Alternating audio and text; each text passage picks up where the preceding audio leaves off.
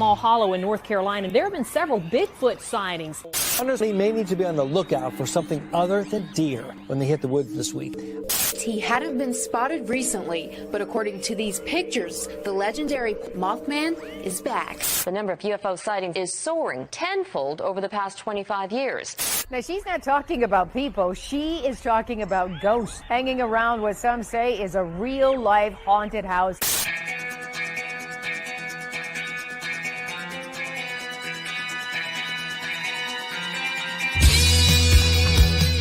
You're listening to Paratalk Radio with Ted Wolf and Psychic Cindy on Paratalkradio.com, a member of the WLFE digital broadcast family.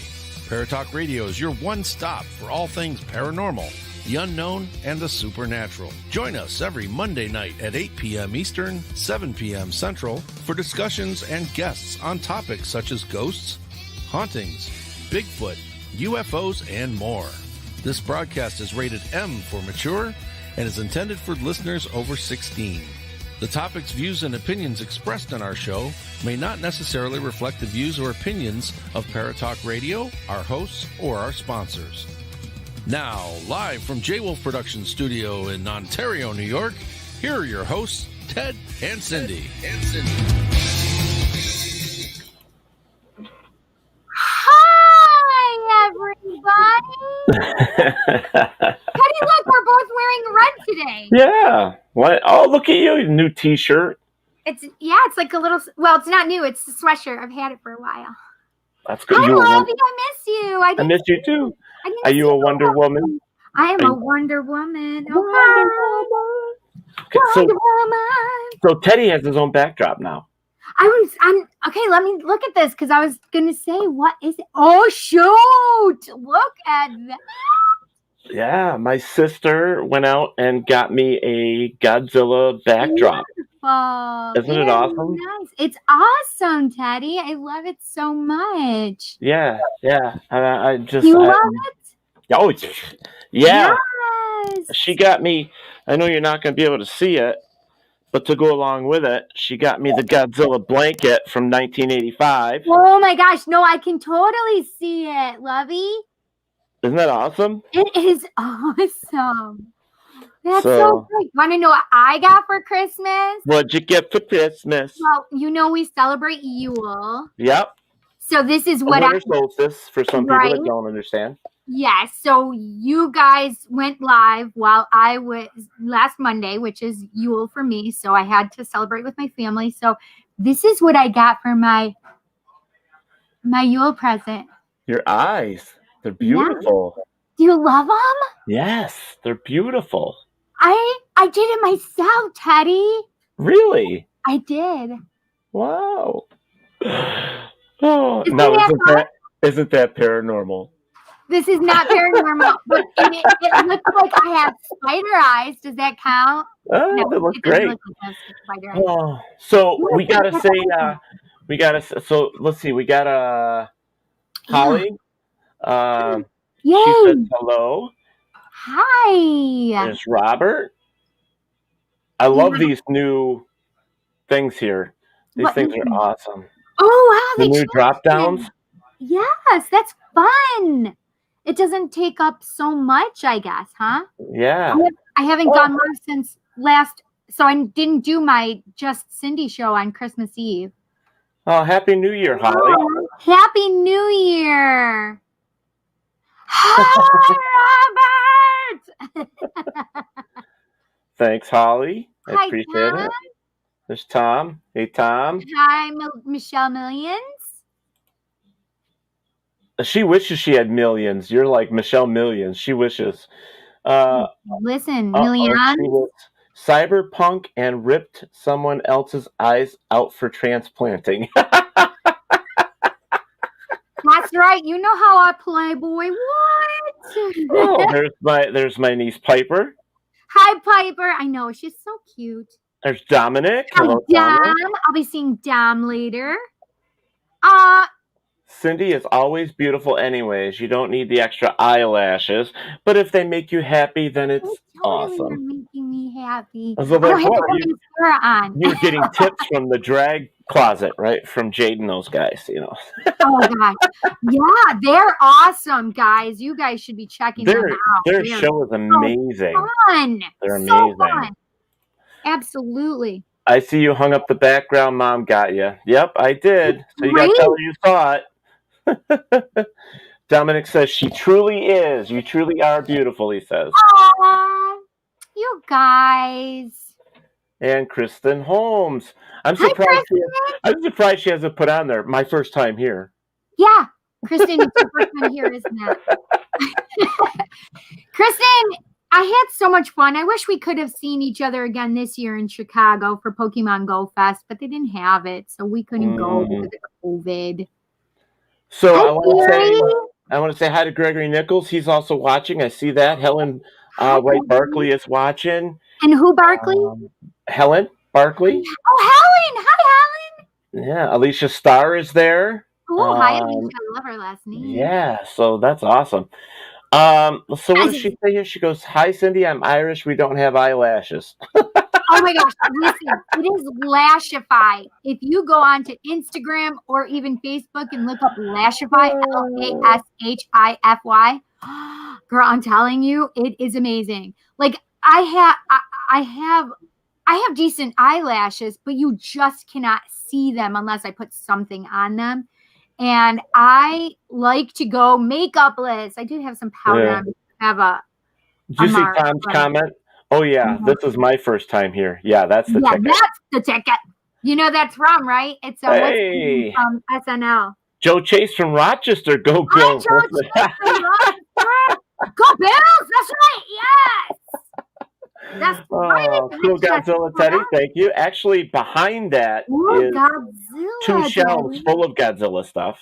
Oh, my gosh. You have so much Godzilla stuff, Teddy. Yeah. So much.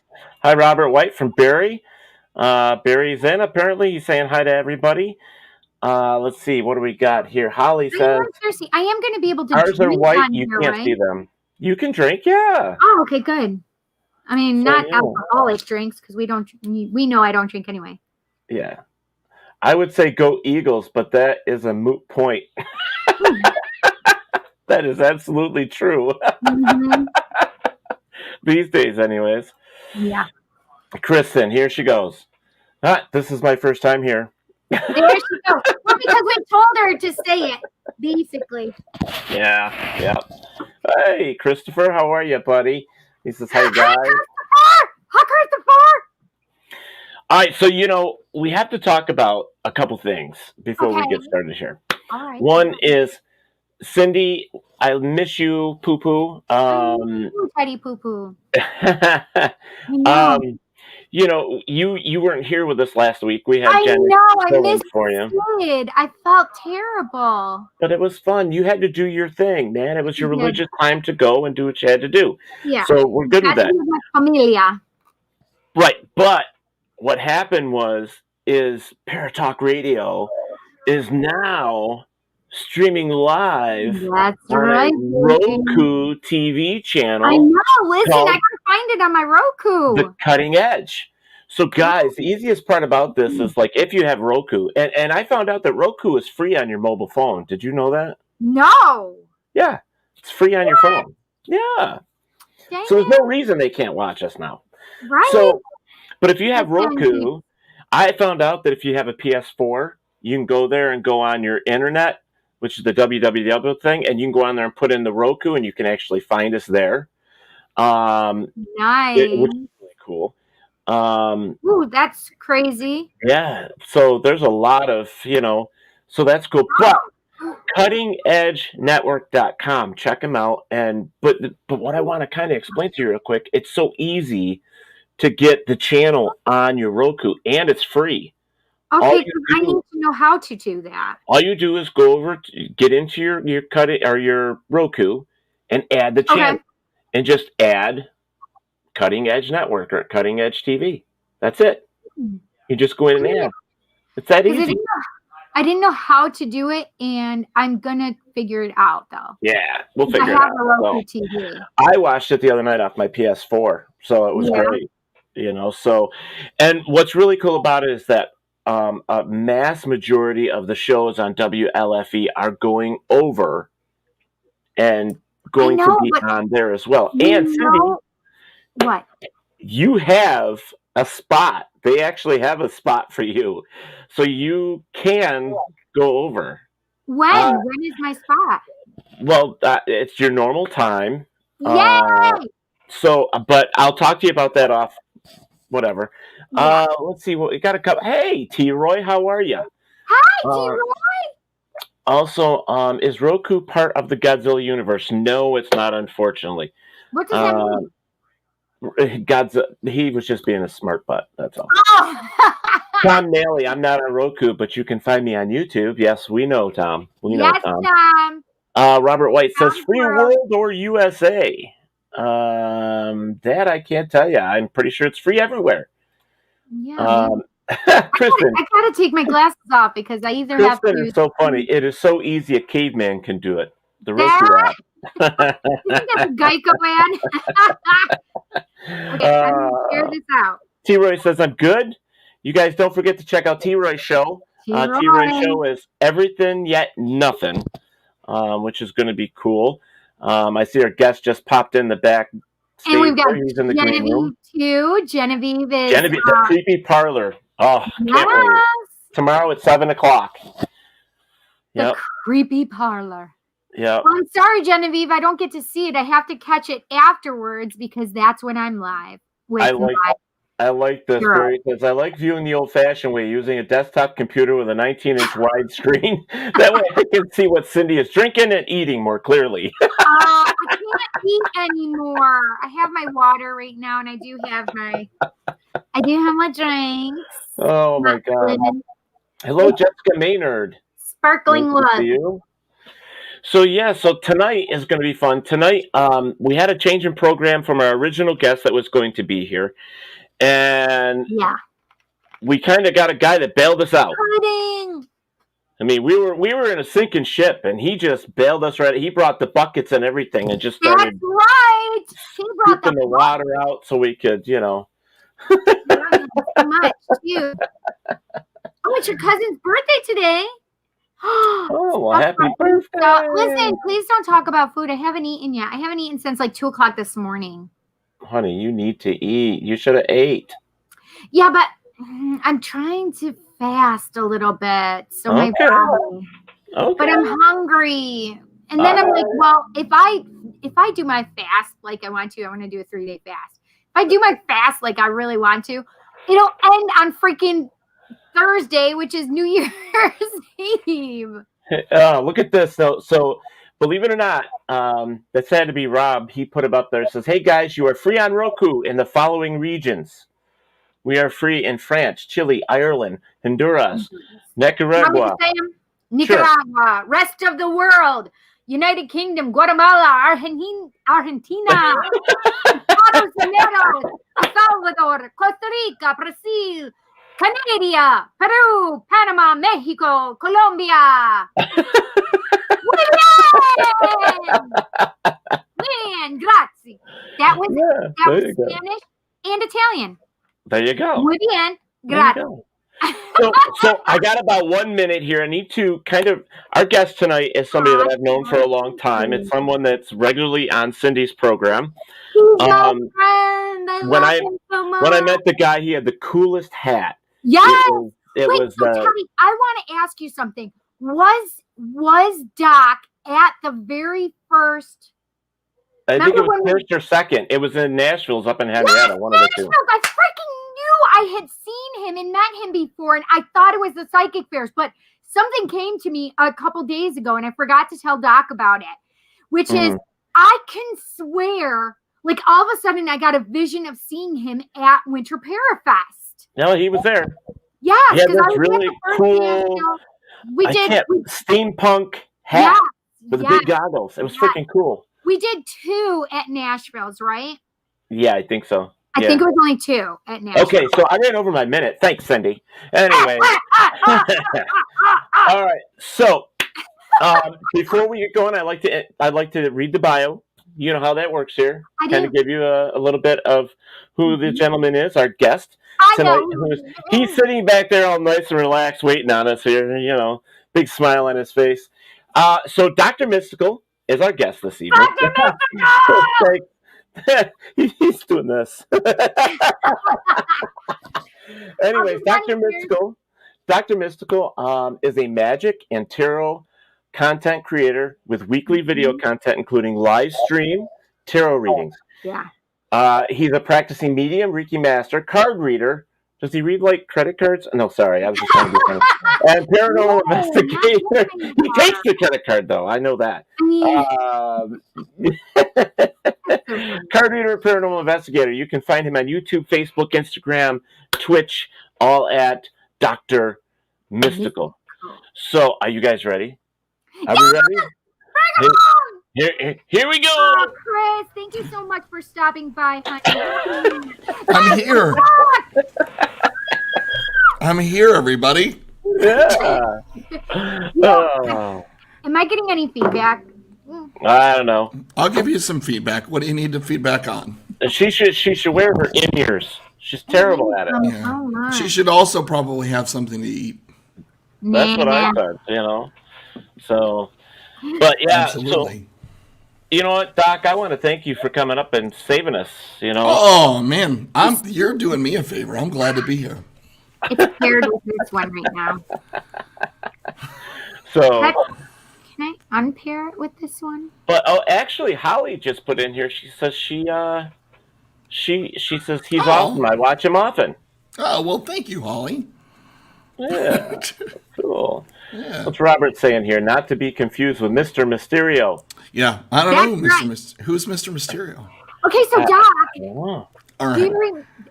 you remember I had a conversation with you and I said, you know, maybe I recognize you from one of the psychic fairs or something like that, you know, I've done between Buffalo and Rochester. And it came to me, it was Winter Parafest. I thought we talked about that I was at the one at Nashville's. But I can't remember because I thought, I don't know. Because there was like a snowstorm. Poor Teddy had moved his whole show to Nashville's and got all this talent and everybody up there. And there was like a travel advisory and snowstorm and it was terrible. Terrible. It was just terrible. The cards weren't gonna go for you that day. That was rough. I didn't care for. That's right. Spider-Man villain. Oh. Spider-Man villain. Oh, well, now I know something. Thank you, Robert. I learned something. So, you know, I this is just awesome because I haven't really seen you since, Cindy's show. Yeah. But before that was... Cindy's shows are crazy, right? Oh, my God, isn't she? Yeah, our voiceover girls were doing her intro so I could put her together a nice little thing for her show. Mm-hmm. And she said... I gotta find it so I can play it for her. And Jenna's our voiceover girl, and it's Jenna so funny. Do it? Yeah, and she's like, she goes, just Cindy. You never know what this girl's gonna say. Yes,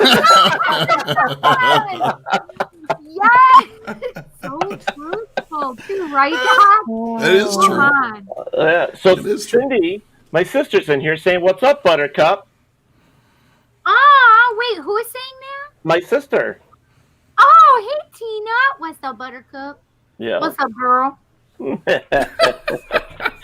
So, Cindy's in her own world half the time, Doc. You know that. She is. You've been on her show. Trying to. You could mute Cindy and she'd still be talking. You could mute me and I'd still be talking. I have done that. Yeah. That's the way. But that's what makes it fun. Yeah, because then you have to read my lips. Yes. Well, you know, I do live to read your lips. Yeah. Yeah.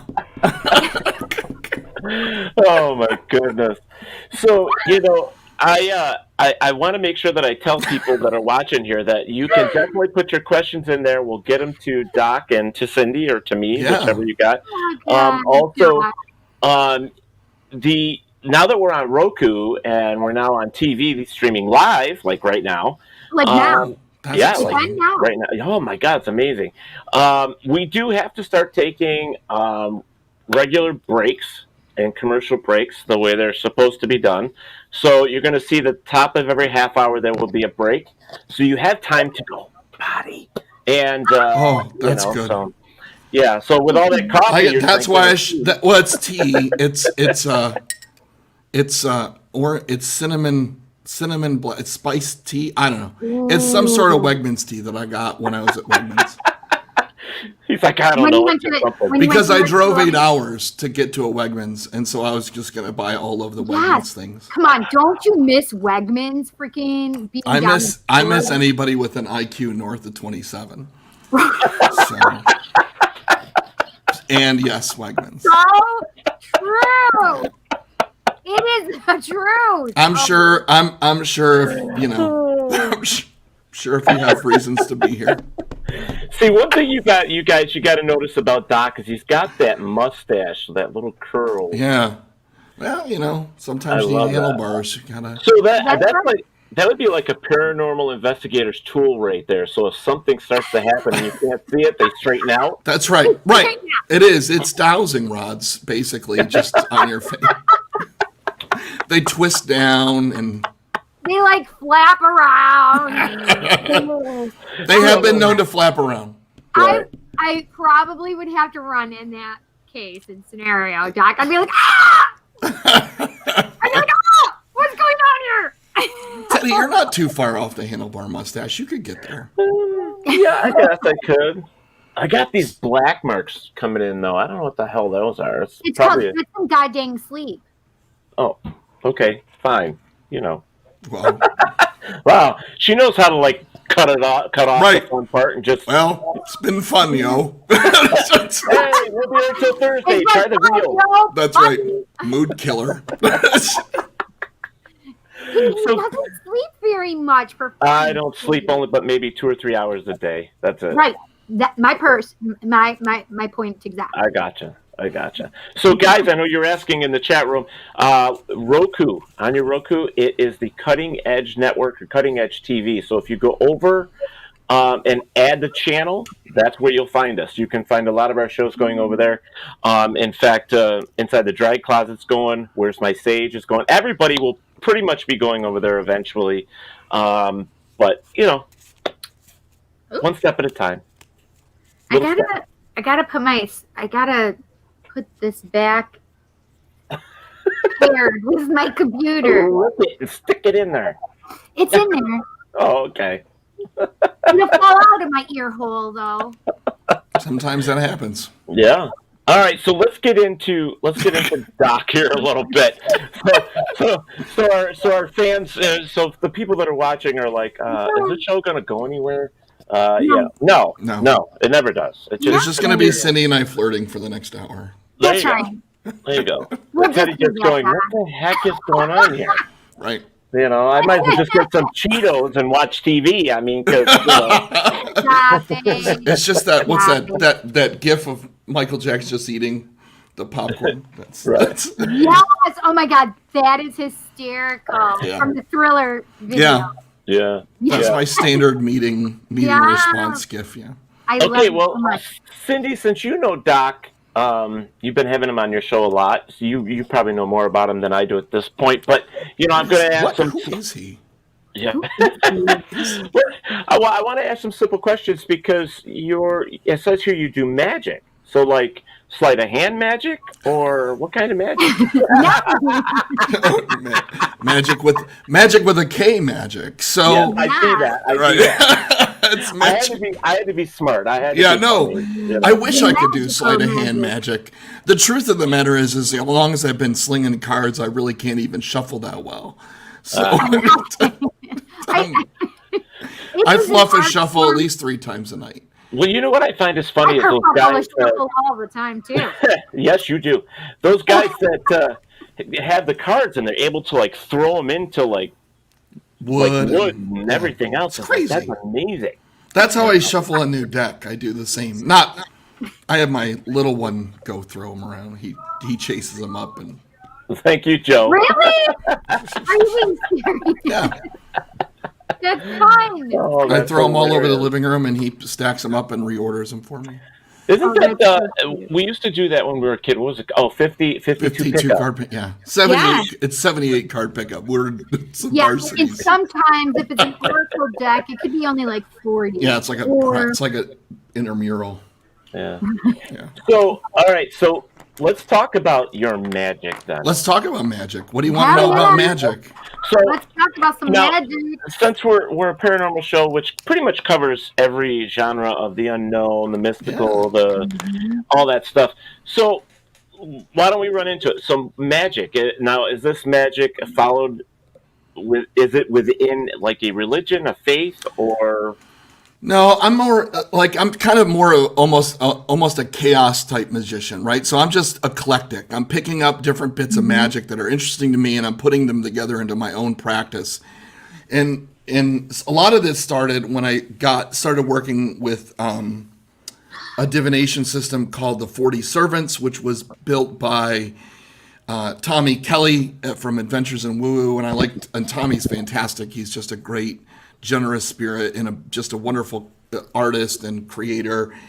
And I think what got me interested in it was that somebody stopped me at a fair in Cleveland. It was like, you gotta get this deck. Like, you gotta get this deck. Really? And I was like, I don't have any idea what you're talking about, and I'm busy. And so, no, you gotta have. But when I went back to the room that night, I was having dreams about this deck, not knowing what that was. I was seeing the unifying sigil. I was seeing all these magical servitors, and as I dove into that system, I started to realize the power of intention and sigil magic. I mean, not that, right? Doing Reiki and mediumship and tarot, you understand an intention, but formalizing it through something like a sigil or like a servant. That's when I started to kind of really understand this, how magic kind of was starting to work in my life, right? And so it's not like you can make anything happen you want to have happen, and that's where I kind of chaos is kind of that true mind sort of thing, Right.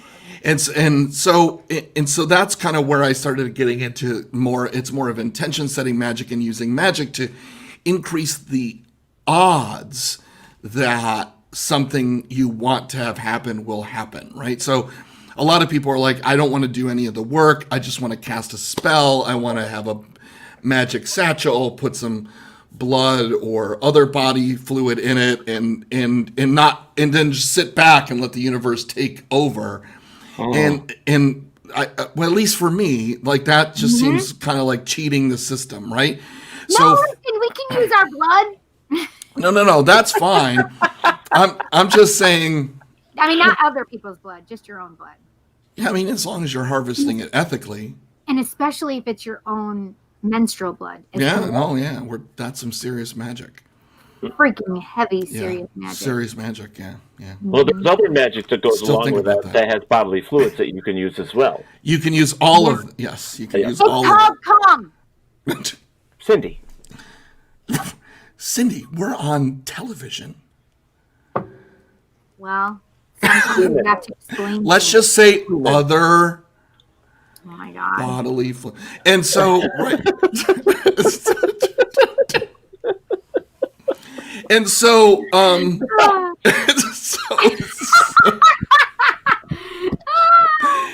so, I blushed, you guys. It'd be so hard to train her.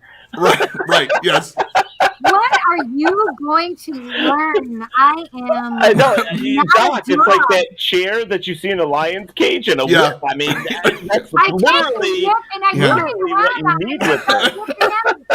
She's got to want to be trained. So, and then even then, it's just a scene. But I think that, that's for me.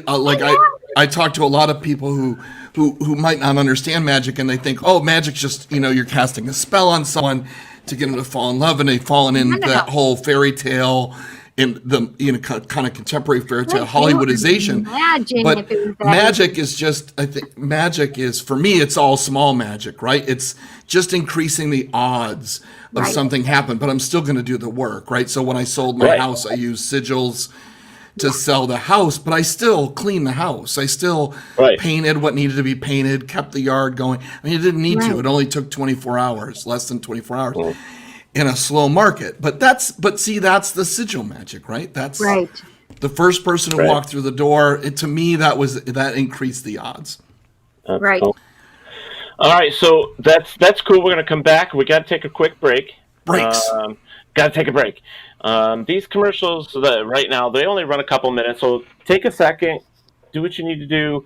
I got to figure out where I can find my headset thing and sound stuff. All right. Well, we'll be right back.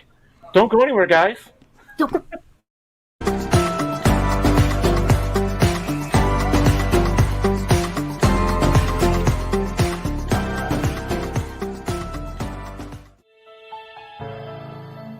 Hi, I'm Jenna Grover. In the world of fashion, we get lost in the cost. Everyone wants that special piece of quality jewelry, but they can't afford it. Not on my watch. I sell handmade quality jewelry for a fraction of the price, and that includes jewelry made of sea glass, natural stone, crystal beads, glass beads, Bigfoot jewelry, and more. If you don't see what you want, email me, because I make custom jewelry too. Check out my website at gbythesea.com. Also, you can email me at jewelry@gbythesea.com.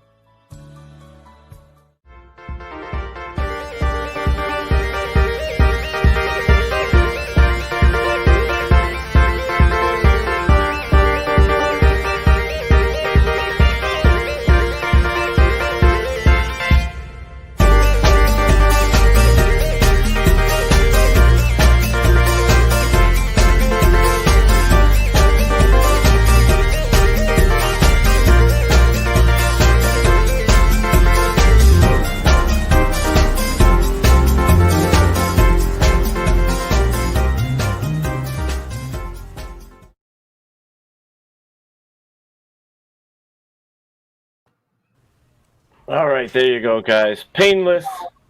Didn't hurt too much. So we're sitting here with Mr. Doctor.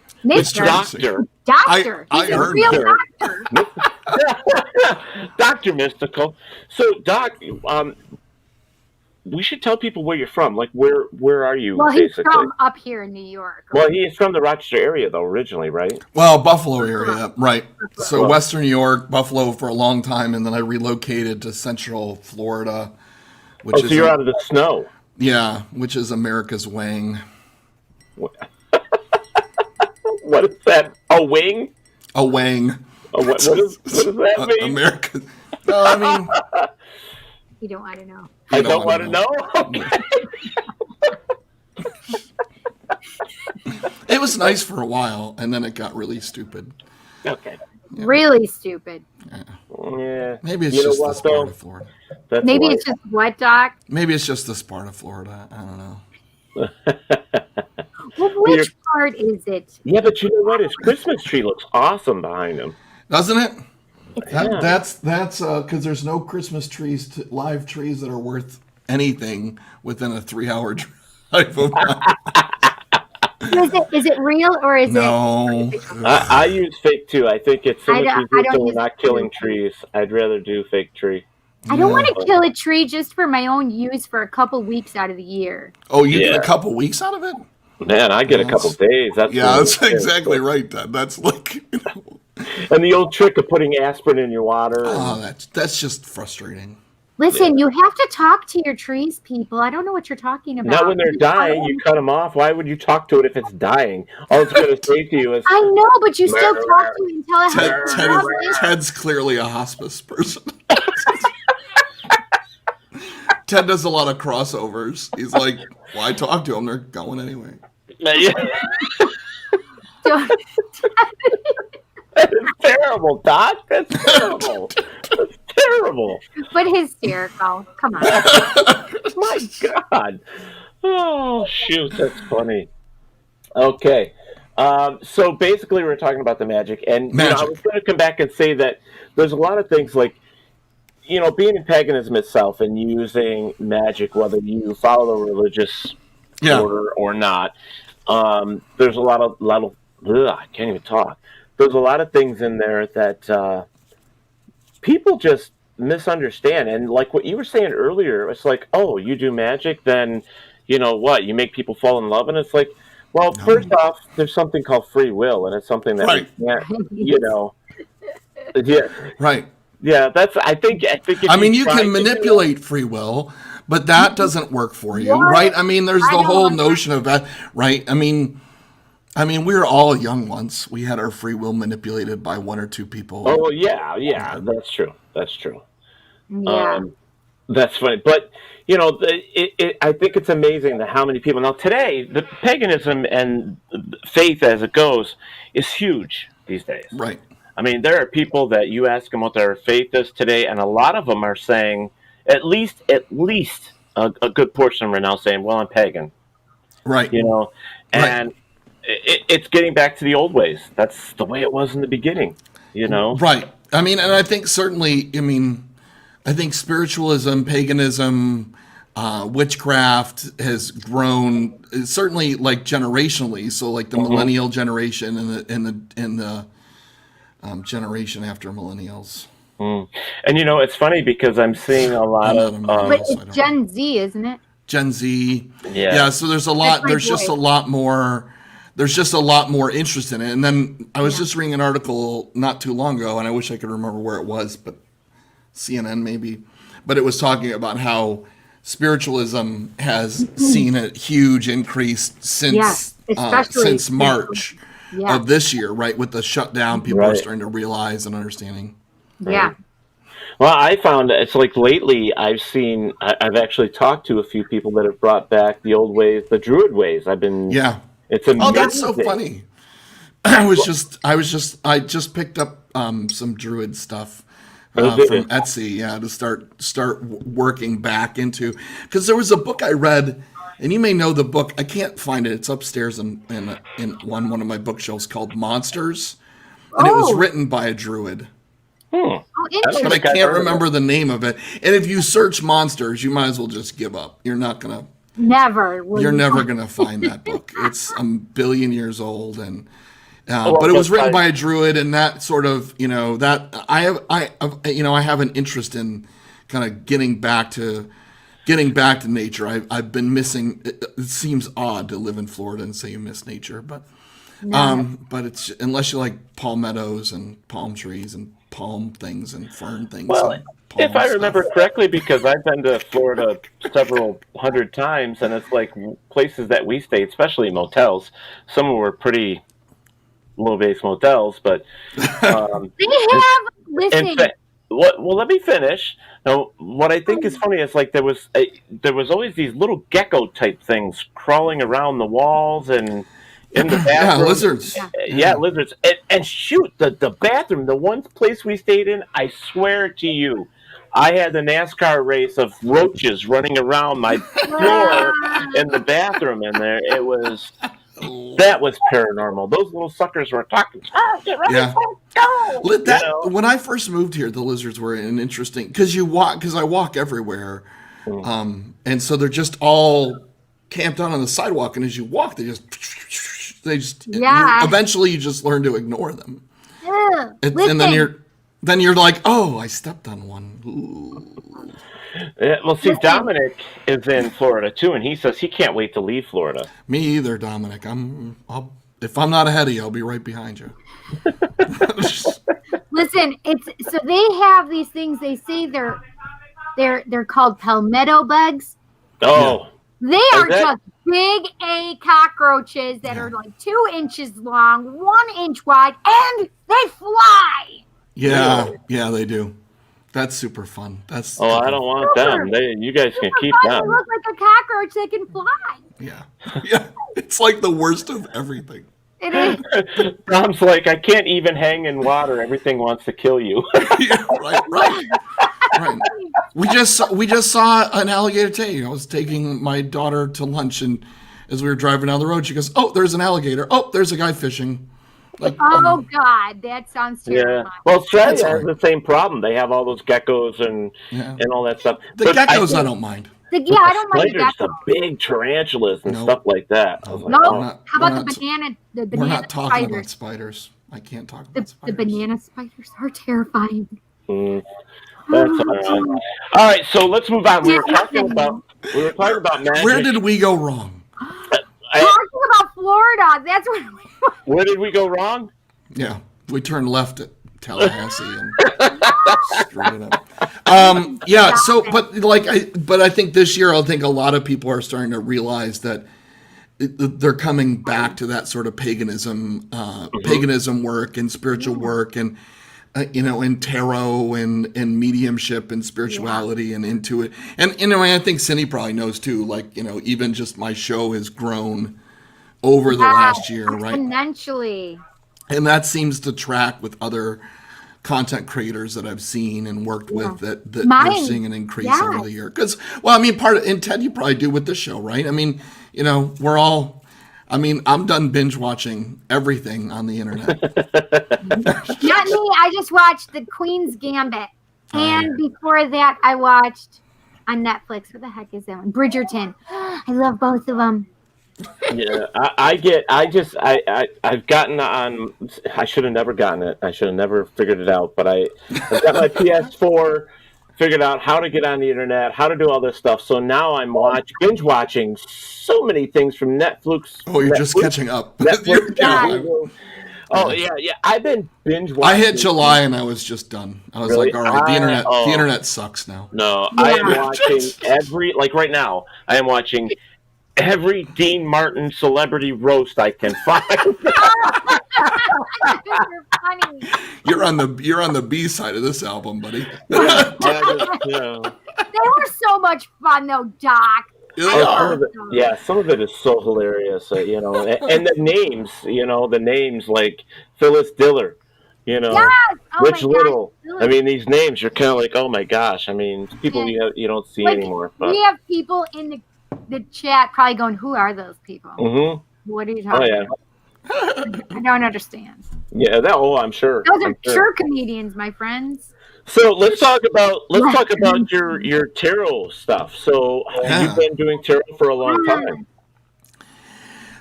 Yeah, I was tarot for me started years it actually is a two-start process. It started when I was in my 20s. When you're young and you stay up late and you play with a Ouija board and I didn't do that. Right, and then it was tarot, so I had a Rider-Waite deck back in the day, and then you grow up, right? Then you're like, you know what? These are the things of your youth. Right. I got to get a third job or a fourth job, and start and then doing those things, and then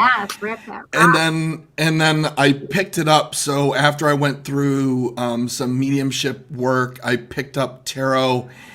Because I wanted to start adding into my tool chest. But what I learned, and Cindy can probably talk to this, but what I learned being a medium and watching tarot card readers who are sitting across from a client and doing a reading, is that the cards don't say anything different than I would say if I was just sitting there without them. But it becomes a bridge of believability. Right. And so that's kind of what it started as, was this notion of just creating this bridge of believability. I'm not going to say anything different. The cards are a way to have that conversation. And, you pick up the Rider-Waite, and I relearn the Rider-Waite. And then I decided I was going to, I had a fever dream or... A fever dream? What is that? I don't know. some sort of... Leave him alone. He's making up shit as he goes. Leave him alone. Right,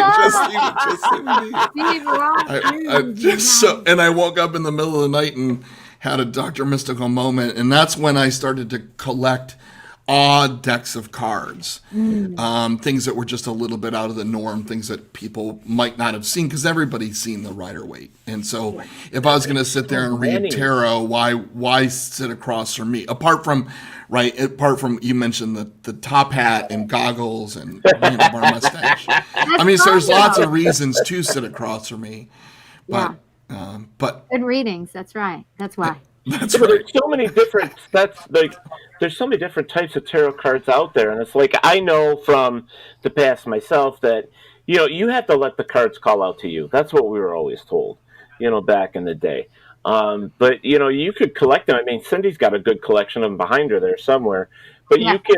you can collect and use, whatever, whatever calls out to you. She's like petting my head.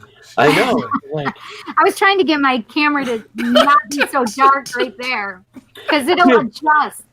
this is totally off topic, but I've got to mention this. It's like, this whole thing with COVID, with all the TV shows now that we're watching on TV, like during the afternoon, they're all doing this. They're all doing Zoom or StreamYard, and they're all doing it.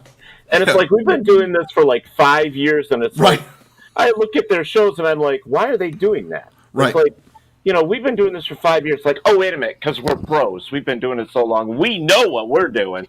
Right. And it sucks, right? And you're like, I watch every interview on every news channel. I'm like, for crying out loud, please get headphones. Like, just I know. like, I can't get mine to work. dear MSNBC commentator, what's your address so I can mail you a pair of my headphones so that you can wear headphones? I mean, I've got several pairs of these big. I'm sitting here with here. Yeah.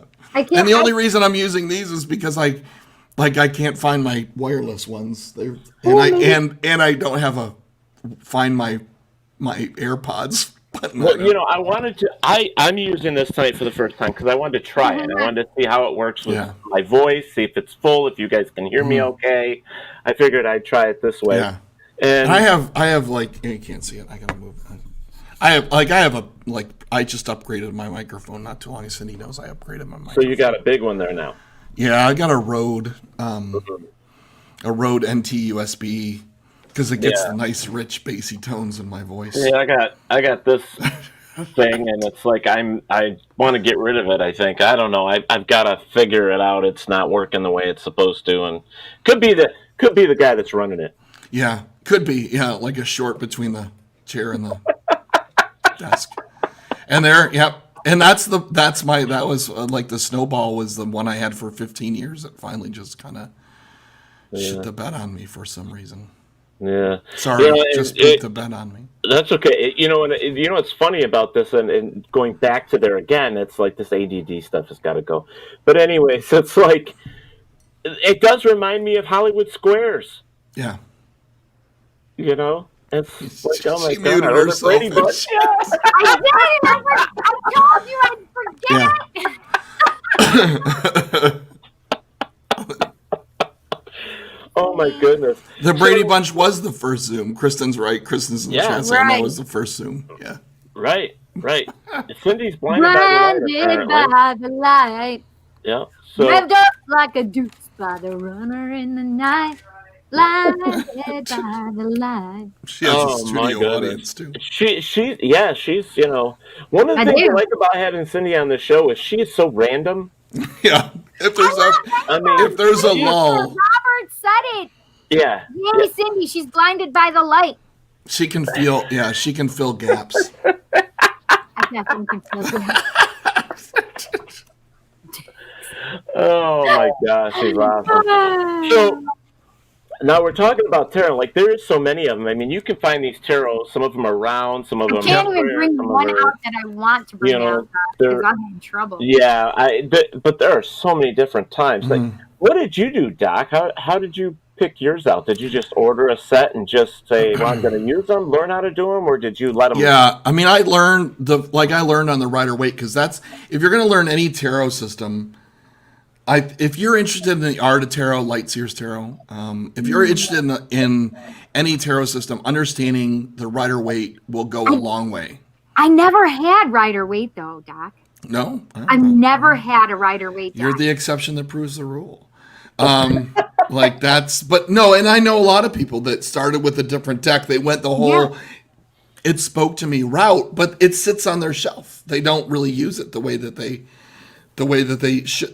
want to. And Rider-Waite is a base for most 78 card tarot systems. And so once you understand that basic symbolism, then you can start to then you can start to add in decks that might be interesting to you. And you can either choose to go down the pretty art deck. Let me just back up a little bit.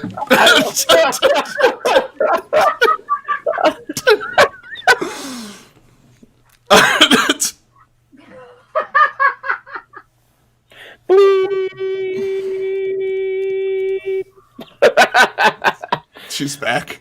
Oh my gosh, she's terrible. I went under the table. Yeah, Barry Mark says that she is the gap filler. There you go.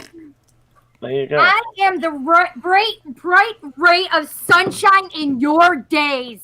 There you go. That's true. So I want to talk about a couple of things with the tarot, which I know that some people aren't going to understand. But with the tarot, like the devil card. Yeah. Oh, come on. No, serious. Like they have the devil card. A lot of people assume that when you flip that over, it's a bad card. It's like, oh my God, Satan. Well, demon. You don't really want it. I've had that. Well, I know you don't really want it, but people depends on what you're looking for. It depends on what you're looking for. Yeah, people get scared when they see the death card. The death card. But a lot of that is I'm more afraid of the three of swords. Yes, God dang it. No, are those different from the cups? Swords and cups? Cups and swords. There's so many different things to try and figure out. I'm looking for a devil card. Now, some of those, like death, can be just mean it's final or change, right? They all mean change, right, Cindy? All the tarot cards mean change. Yeah. They don't all mean some change. sort, right? Right, of some sort or another. But death, for me, we have to allow that death means death. We have to allow for that. And so... Yeah, but not necessarily like, oh, you're going to drop dead. No, it would be awful if that were the case every time. Like that would be... But people think that. Yeah, no, they do. And so we do have to allow for death to mean death. But death could be a message from death. So what sometimes people will ask questions about, can I get a tarot reading from my, deceased grandfather's brother's sister's uncle's neighbor? And that's fine. Tarot's not really. They would be from like West Virginia or Mississippi, right? At that point. Probably, or Florida. But this one is a scary one for me, Doc. Yeah. I pulled the tower and had it actually mean fire. In a house. Yeah. Here's a good one. It's my favorite. It's my favorite story of all. Here's the devil. Yeah. Pan. That's Pan, right? Pan. And so that's where it starts. Yeah, and then this is at a waterfall tarot, which is a little bit. So that's going to be a little bit more traditional. But that's the devil card, right? And then the death card. Yeah, this is my personal deck. I don't usually. Yeah. I don't read with this for other people. And then this guy reinterpreted death. A different reinterpretation. Whoa. So I keep the box? What's that? Yeah, it's a coffin. Oh, it's a coffin. It's dumping somebody into the grave. Oh, fantastic. Give me that coffin back. You want it? It's the difference between buying and renting. And so, but yeah, people get confused about the devil card or the death card, and they think that it means death. So, and we have to allow that it does, and we can also interpret it saying you want a message from the dead. The death card might be that symbol that we're getting a message from beyond. But for the most part, death is being modernly interpreted as death and rebirth. So like the Light Seers Tarot, so Chris Ann Connolly in the Light Seers Tarot, she interprets it as death rebirth, and so the card actually shows that. And most more contemporary interpretations show some sort of well, that is not I just realized how phallic that looks. Yeah, that's really. But that could be. That could be the kind of the sexual. This is Aleister Crowley. Yeah, there you go. Well, that's right. There you go. Yeah. If it doesn't mean sex in an Aleister Crowley deck, you're probably misinterpreting it. Or drugs. It's either drugs and or sex or you're doing it wrong. Yeah, this was my first deck. That makes sense. That tracks for me. Well, folks, you're probably wondering what we're talking about here now. Dr. Mystical is a guest here with us tonight here on Paratalk Radio, and Cindy and Doc worked together recently and a lot on her shows. We have fun back and forth. We they have have a lot lots of fun. And I And, go on Doc's shows too. Like, yeah, I even just go to watch. We watch each other. We really support each other in that. We like each other. Right. And it's a community, right? It is a community. We've created. And we like each other. And we like each other. By Wow. gosh, I like Can you guys say that again for me? I missed that part. By gosh, I like him. I like Cindy too. She's great. Listen, I'll pay you later, honey. Oh my goodness. Well,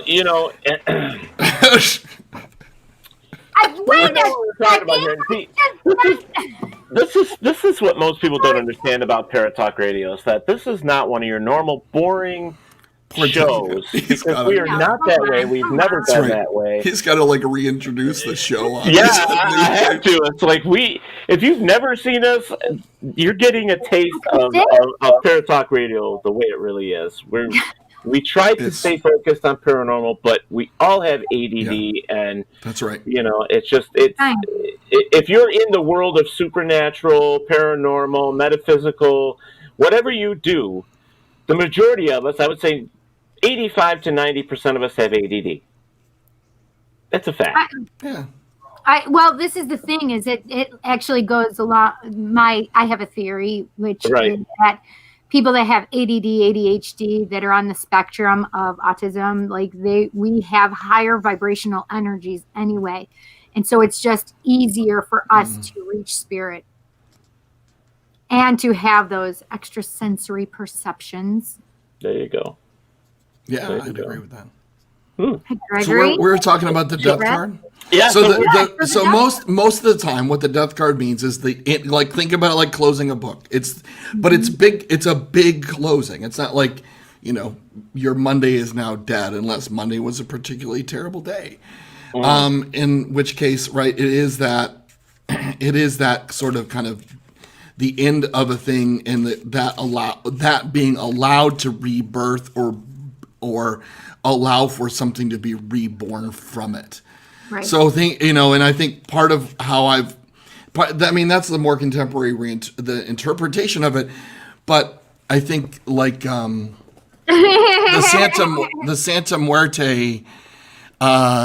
Santa Muerte Oracle and Santa Muerte Tarot, I think have probably a really kind of spot on interpretation, where you're kind of taking, right, what are you taking in the whole Santa Muerte tradition, but what are you taking from this life cycle that's now ended into the next one? Like, what are you going to leave behind? What are you going to take with you? And then that's really kind of the lesson within the death card. It's not. So would you classify that as, releasing a karmic cycle then even? Yeah, absolutely. It's the end of some cycle, and then you'd have to look at the relationships in the cards to see what we're really talking about. And for those of you that may not understand, probably a layman's term for you guys, the way that I interpret things sometimes, because I'm very basic pagan with what I believe and what I do.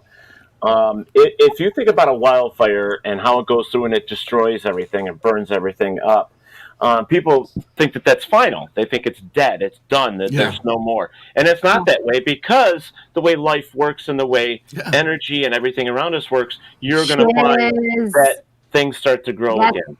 Things become stronger and they grow, flower, and you might find extra things that you didn't see before. So that's the best way to put it for me, for those that may not understand. I'm not saying go out and burn everybody's yard. That's not what I'm saying. Don't do that. No. That's not what that means. You're burning bushes. The death card, the neighbor card. Right. The lawn card.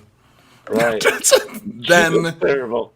Maybe. Terrible. I mean, if you get all of those cards, and it literally says, go burn your neighbor's shit. Right. But it also means replant the correct. It just means go and help them plant their garden. It doesn't mean go set some shiz on fire. There you go. All right, guys, we got to take another break, and we've been sitting here talking with Dr. Mystical. We will be back with him in just a couple minutes, so don't go anywhere. We'll be right back. Like and follow us on Facebook at WLFE DB Radio.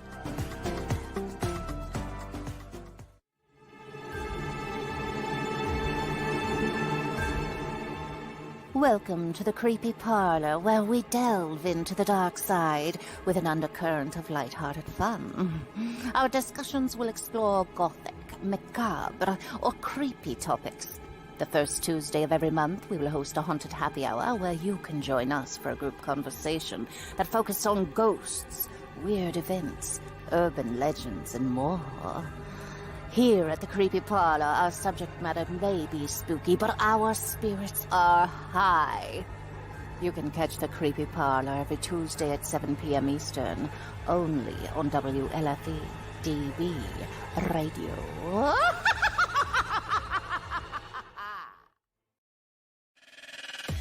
Across the Pond Show, where friends near and far gather to discuss everything under the sun and answer all of your burning questions. Now, get ready for diversity and delightful conversations.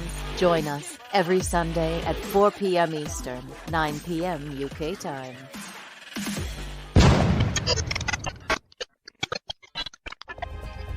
Ted Van Son Jr. is a seasoned investigator and well-versed in the ways of paranormal investigation. He is now ready to share his ideas and unique approach with all of you.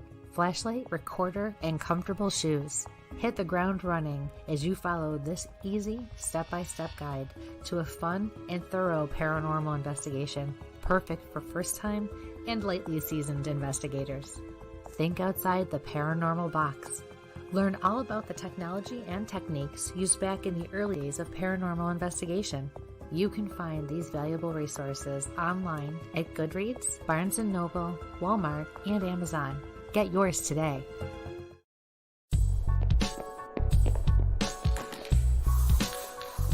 Like and follow us on Facebook at WLFE DB Radio.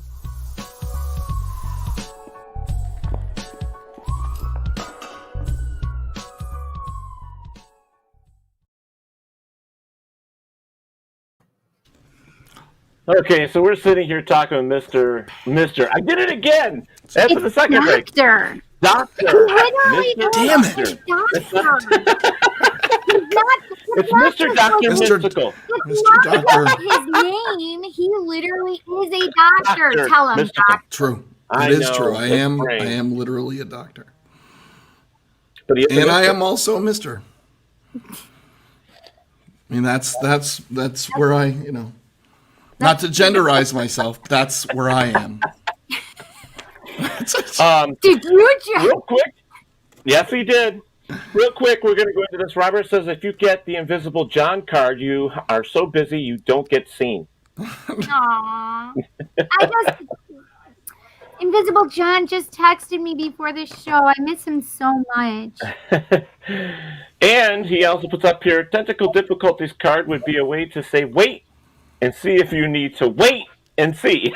Oh my God. I love this so much. We need to make this happen, Robert. That was amazing. Oh my gosh. So yeah, so we're sitting here with Dr. Mystical. And we are talking, he is you are a master of pretty much everything when it comes to like the... I'm just eclectic. You're just eclectic. We're all eclectic, right? I mean, yeah. But, let's say tarot, magic, readings, you're a medium, and paranormal investigator. I mean, there's a lot of things that you do within that realm, which is very cool. Now, I'm going to bring something up that I haven't seen you in a while, so I don't know if you still use it, but you created something. I did. That you did. I did. You created something that you were doing for readings as well. Yeah. I can't remember what they're called. They were dice. Fill them in. Yep. I'm in my second I'm in the second or third iteration of these. I know, Doc. I gotta get some from you. And I might retire them. I haven't decided. No, I have to get some first.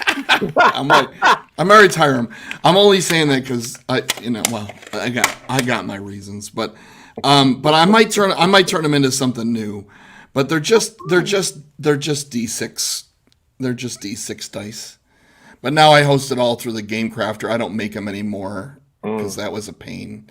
And so now they're all print on demand at the Game Crafter, and that's pretty cool.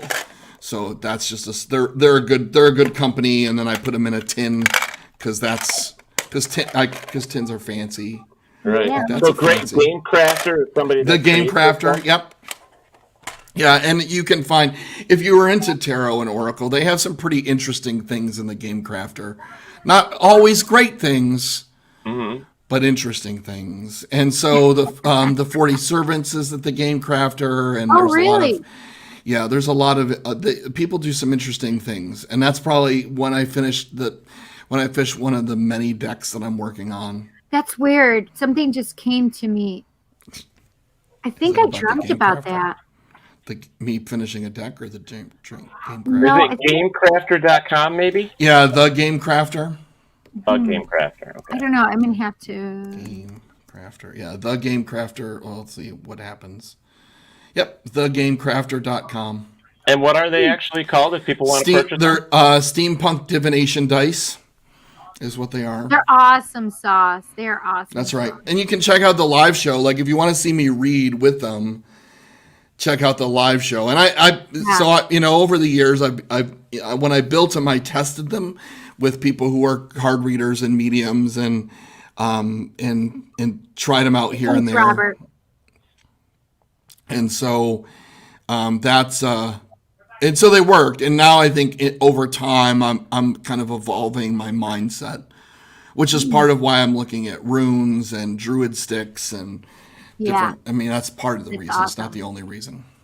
No, I've been really drawn to runes again as well. I used to really dig them, and I just stopped. You know, you go through, we wax and wane with our things, right? Yeah. Oh, absolutely. I mean, it's same with, I don't know for you if it's the same, but I mean, it's even with my gods and goddesses. Some they come in, they come out, they come in, they come out. I mean, I have my set few that are always with me.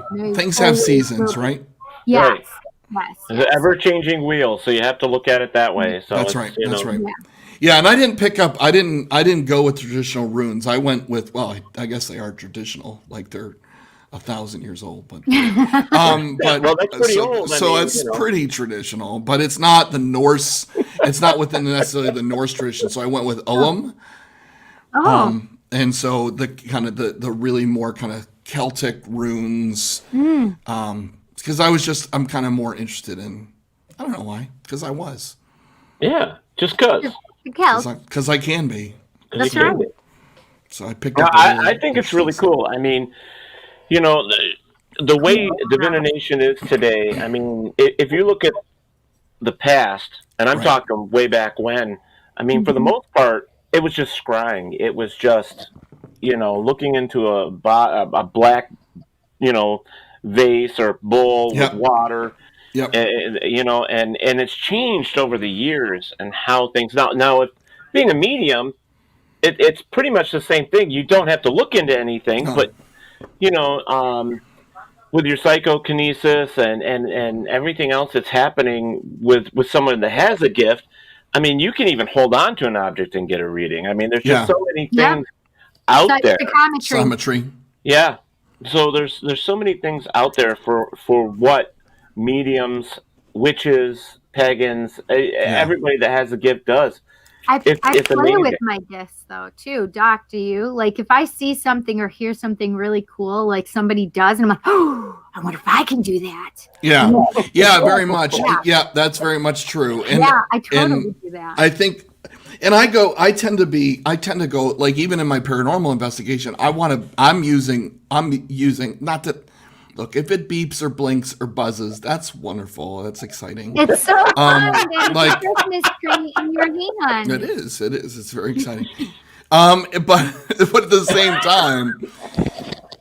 same time, And then when the battery runs out, our first, the spirits have sucked up all of the batteries. The battery. Yeah, not at all, because the battery ran out. And so right. Like exactly. Look, I started in paranormal investigation with EVPs and all that stuff, and I think that's really fascinating, and I'm very interested in that. Yeah. But then I started to transition to dowsing and glass swirling and doing really a lot more kind of classic spirit communication, because I was fascinated by all this kind of old school stuff and wanted to understand how did this evolve into the modern day. How did scrying evolve into spirit writing, evolve into Ouija, and like how did all this stuff kind of come about? And what I found was I just fell in love with dowsing and all this kind of really interesting stuff. So I think I was just talking to somebody. I did a mod show, because I have all the, like Cindy does, have all these mods on my show, and then I must have missed it, Don. You did. It was a lot of fun, and so some of the mod, we're talking about this, and so some of the mods. I'm a mod. You are a mod, and so some of the, and I'm a mod for you. We mod each other.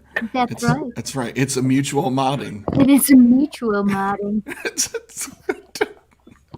I mean, we can't mod each other at the same time. I mean, right. I mean, it would be. So instead of "I love you," folks, you can now say "I mod you." I mod you. I mod you. I mod you. That's right. Not to mix up with "I want you." It's reciprocal. It's a reciprocal. It is. It's not just like, I don't just watch. It is not just giving, but it is also the receiving. It is. It's all of it. It is the whole package. Six of Pentacles all the way. Plus, you get a fun tool next to your name. If this show keeps up the way it's going, I swear to God, I'm going to stage this show. I'm gonna. It's happening. It's going to happen. It's happening. But we're talking about glass swirling, and then a couple of the mods tried it out and messaged me back and said that was amazing. I was like, wait, what was it that you're talking about? Glass swirling. Have you ever done glass swirling? Well, what is this? God. You would love it, Cindy, but the first time swirling you speak of. The first time I heard that was like a year ago, and when I was approached about it, the only thing that I could think of, and please forgive me, but the only thing that I could think of was, how you fill up all those glasses with a half water, and you sit there and you rub the thing and it makes noise. Rubbing it's making noise. Okay. That is not what glass swirling is. No, it's not what. I can do that now. Rub it. Tell me what it is. Really, I don't know. We'll go back to normal at some point. Right. So there's one of the mods now. That's right. Hey, Lakin, what's going on? But glass swirling, right? It's just you're taking a rocks glass and upside, like a rocks glass or just a sable glass, and you put it upside down and you work it like a planchette. Right. Wait, what? So you take. I don't have a glass. I can't turn my teacup over. I use a shot glass that I use. But you could use a shot glass or a rocks glass. Yep. I think probably works best. And then you just touch it with your finger, right? Just like a planchette. Yep. And you'd let the glass start to kind of swirl around, and then you use it like a pendulum. So yeses and nos and. Or like a board. Well, yeah, because believe it or not, some of the old, Most Haunted used to do it as well, where they would actually take cards. Yeah. I got some here. So, like, they would just take a card, and they would write something on the card, and then lay it face down so that you couldn't see what it said, and then they would use the glass, and if it went to it, they would be asking a question in their mind. Yeah. And then if it went to the card, you would flip the card over to see what it says. It's actually very Dominic interesting. said he uses shot glasses. Yeah. Shot glass. Does he use them for the right way, though? Yeah. Yeah. The right way would be with alcohol. Yes. It's a shot glass. Yes. Please do not try this at home, folks. Right. Well, maybe. But Cindy, you would like it. Glass swirling is really interesting, and I've done some interesting experiments with it. We're using glass swirling and EVP and glass swirling in an EMF detector, and so it's really interesting how those things coincided. Interesting. Yeah, there's and you don't run out of batteries. There you go. True that. You don't have to go out and spend $6 on a little package of batteries anymore. That's right. You know how many you go through? I mean, paranormal investigators today, I mean, I swear they carry just one suitcase full of batteries. Yeah. Yeah. Say solar, but that doesn't work. Solar, that's great. At night. There you go. Joe Chase says in here, he says shot glasses have many uses. Mamny uses. Mamny. Apparently he's using shot glass for one of those. Barbara White, shot glasses with spirits, or the spirits, get them sloshed before answering. Yeah. God, I love Robert. I really do. You crack me up. But you probably have a shot glass on your altar, Cindy. She's looking. How do you not know what's on your altar? Because I did, but I may have moved them. Ah. Oh, I do. Well, this is bigger than a shot glass, but I used it for I used it for my little I can't pull it out because I used it for my incense holder. So now it has incense all over it, and I'll get it all over the place. So that's another thing that I wanted to bring up is like with your magic and stuff. And I know we're going back a little bit, That's okay. but I love using different incense for certain things between you relaxing to creating to or manifestating and stuff like that. Is that your word? Manifestating. It might be in the world. Manifestating. That's it. You guys are who made you do it, Doc? Manifesting. Manifesting. I was trying to think of the verb for dumpling today. Is it dumpling? I'm dumpling dumples. Because I was making chicken and dumpling. Ooh. And so I was trying to think of the verb. So I think the verb is dumpling. So while the dough is dumpling in the soup. Yes, folks, we went from paranormal to... It was the word. It was the word. It was manifestating. Yeah. Manifestating, definitely. Well, I love yes, but you can manifestate with anything. Right, yes, right. So incense... So you're going to turn it so you can sort of be real, right? When you do magic, folks, I guess the point is that there's a lot of things that you can use within creating your magic and doing that, and smells. When an older, yes, lady. Incense. Yes, sounds, tea. There's so many tea. Yeah, there's so many things you can use. We should just do a show on magic just by itself. Like it'd be a 10-hour show. It would be fun. Doc and I are going to do another magic show. It's definitely going to be a 10-hour episode. We have a couple of magic shows. There's a word before it, and it starts with the word S, and it has an X in it as well. No. And there's no I. It doesn't have an I in it. Dominic says, I was being for real on the use of glasses. I give it as a gift to the house I'm asked to investigate. That's nice. That's cool. That's a very cool idea. There's other tricks that I'm going to throw out here real quick for you. People, when it comes to certain areas, like if they're going into the wooded area, they're out there searching or whatever they're doing. A lot of the old ways, if every property was Native American here, as far as I'm concerned. But if there was a spirit there, you could give tobacco. If you believe in, yeah, I know, Doc, I know. But was this a Native American burial ground? Yeah, all of them were. I can say with a high degree of certainty that your house is on one. I don't even have to know where it is. Yeah, exactly. If you believe in the little creatures of the woods, right? You can. One of the things that I like to do is I like to give them sweets. I like to give them a treat. Most of the time, pretty things. Pretty things, shiny things. They like shiny things. So that's why fairy houses are kind of cutie and kitsch, but there is a magical element to them. Some of those. If I was a fairy with some of these houses that I see, there's no way in hell I would live in it. Well, yeah, no. I was just walking a trail not too long ago and came across a fairy house, kind of like right along the side of the trail. It was really, really cool. But but it's pretty things, sweet things, shiny things. Yeah. Balls. Baubles. You just have to remember that the way magic is, and when you're going to that, do we want to call it realm? No, we want to call it, I don't know what we want to call it, but when you get to that situation where you're using your magic and you're in a different place, well, you are, because you want to make sure that you are grounded and centered, but you're also like, you have created a sacred space for yourself, and you're between the worlds, basically. Right. So basically, what I'm saying for those that don't know, it's kind of like you just want to be aware of other things that may be there, so it doesn't hurt to give a gift.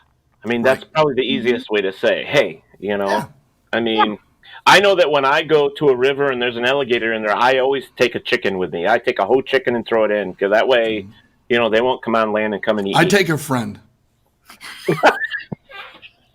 Same thing. Same. Well, I'm not going to be the friend that's there. Same reason. Cindy, you want to go swimming? No,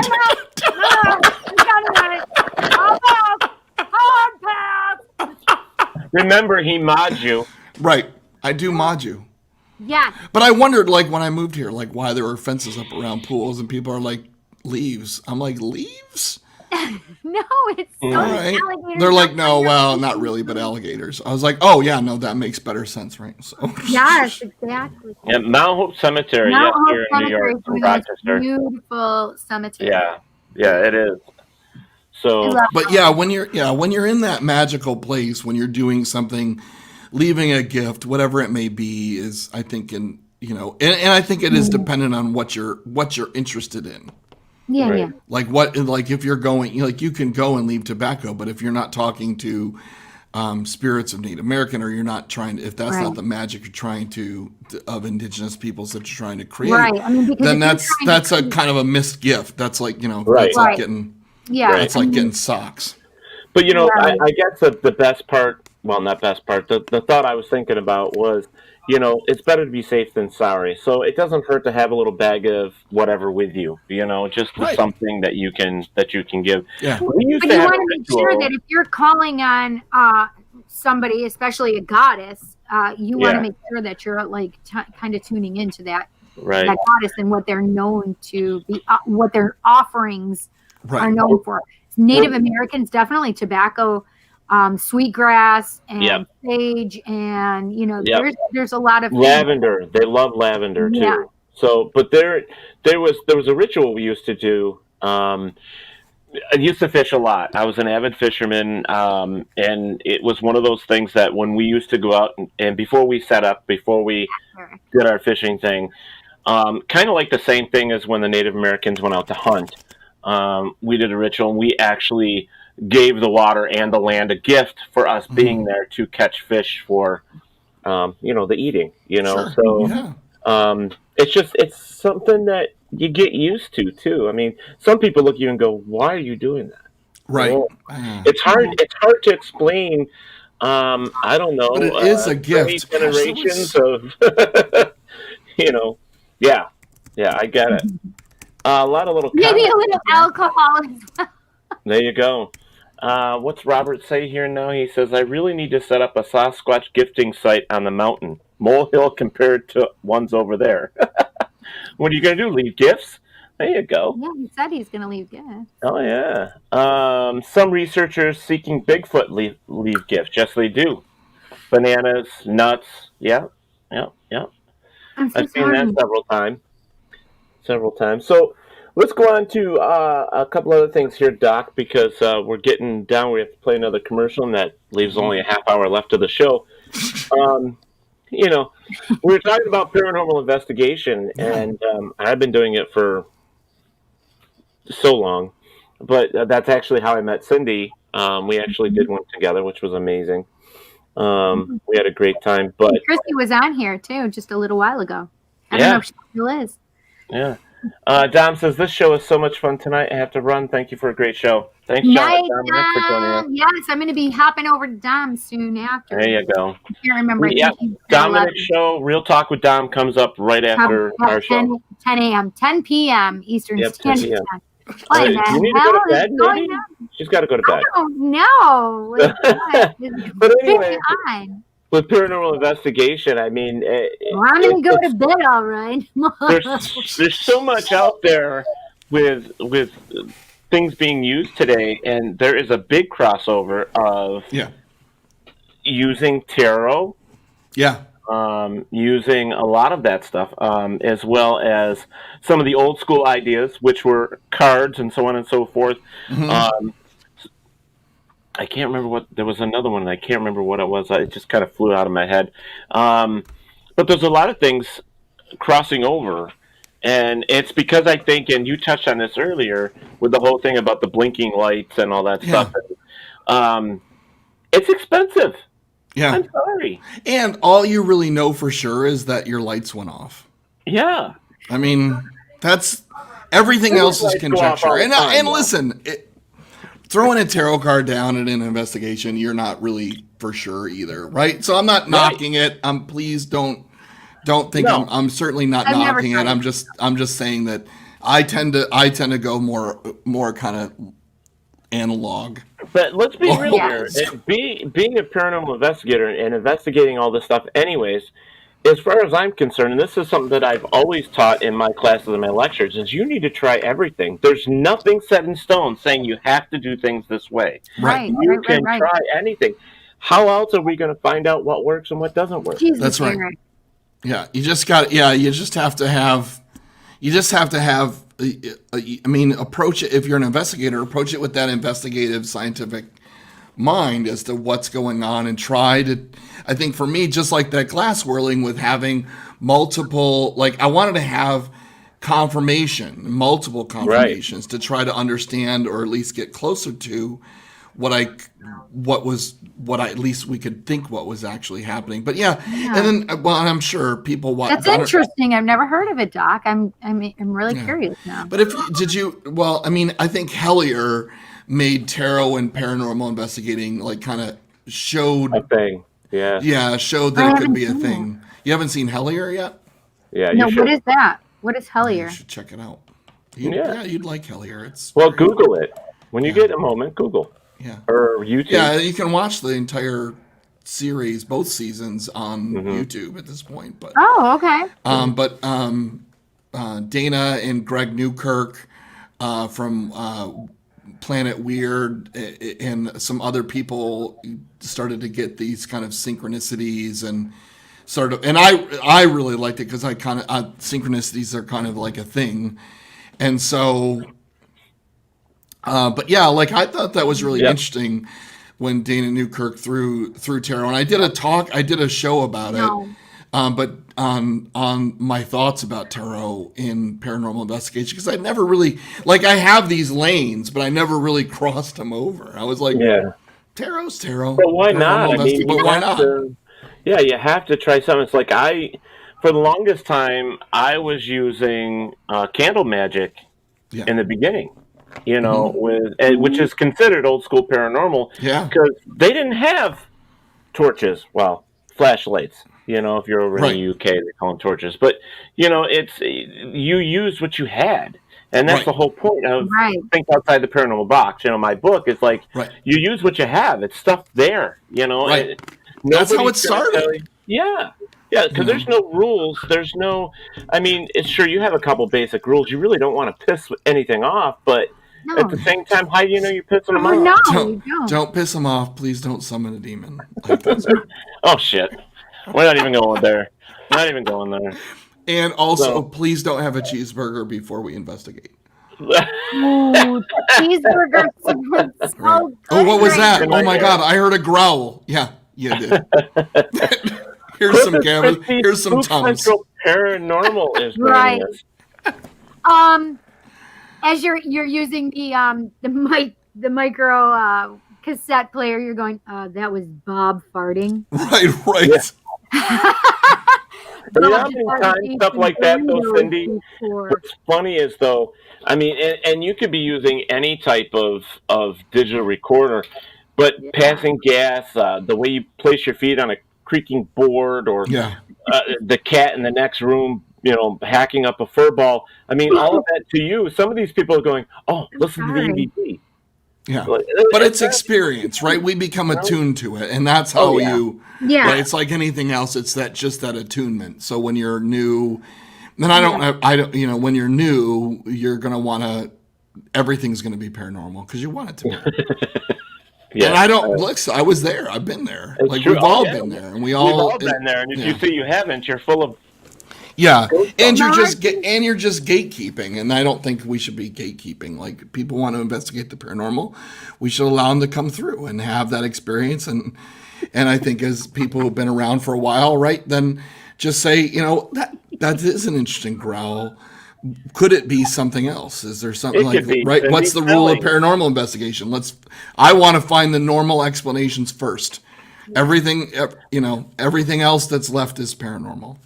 Yeah, I mean, isn't that the way it's supposed to be done? As far as I'm concerned, I mean, you know that. Well, yeah. So you've heard. So I've heard. I've heard. But that's the way it should be. You know, I mean, you look at some of the shows that are out there today. Some of it is so ridiculous. I don't even watch them anymore at all. I turn them right off. I'm like, my gosh, what? Hellier was the first one that I'd watched in a long, long time. Like, and then I picked up a couple other ones, and I was like, yeah, no, I'm out. Yeah. You know what I can't stand, and this is probably going to tweak a couple people, but I hate the whole table tipping thing. I've never table tipped. I never have either. You know, the thing is you watch these people while they're doing it. They're literally tipping the table. Why? With their feet. They're doing it with their feet. Knees and everything else. Like their knees. Is that true of all people who are table tipping? I mean, I know people who table tip, and I don't know them to be people who would cheat the system. But I don't know. I don't know either. But I mean, the ones that I've seen live when I'm there, it's like I watch people. I mean, that's my thing. Is I watch. Yeah. And well, that's because you're an investigator, right? I mean, you're a seasoned investigator. So for you, the paranormal event is less interesting than maybe the people. She meets sponsor. Yeah. Some of the things that get me, I sit there and I'm thinking, and I have to try not to make a facial expression. Yeah. Right. Move my hand. So much it's just like. It's just like constantly somebody saying, "Why did you roll your eyes?" Oh, I'm sorry, I didn't mean to. I did. Oh, you heard that, did you? Okay. Yeah, I heard that. I'm a big eye roller. I don't know if you're aware. But... Oh, Robert White. Is it still 13% tipping? When the 13%. Isn't 20 just easier math? Yeah, it is. It's a lot easier. Just 20. Well, we do 15. It's supposed to be 15 here, I think. But I do 20. All I know is that there's so many things, even in the past. I mean, if you look at like the famous sisters, you know, the Fox sisters. Yeah, I mean, they got caught. You know, there's things you just can't do. But back then, I guess it was easier not to get caught. But yeah, I think so. Who knows? But today we focus on so much, and now that we have all this technology, you know, it's crazy. But I think that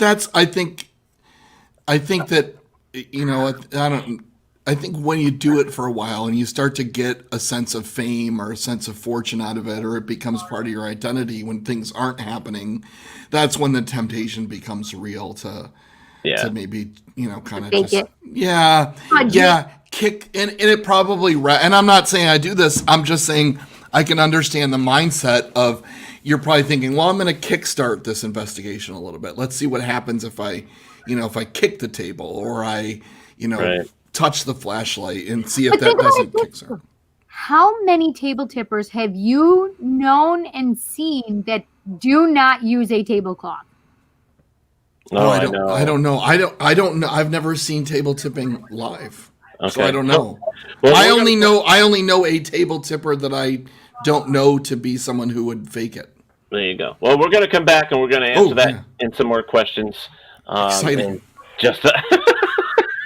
Let's do that. We'll be right back with Dr. Mystical, the Mister. We'll be right back. You're listening to WLFE Digital Broadcast Radio in Ontario, New York.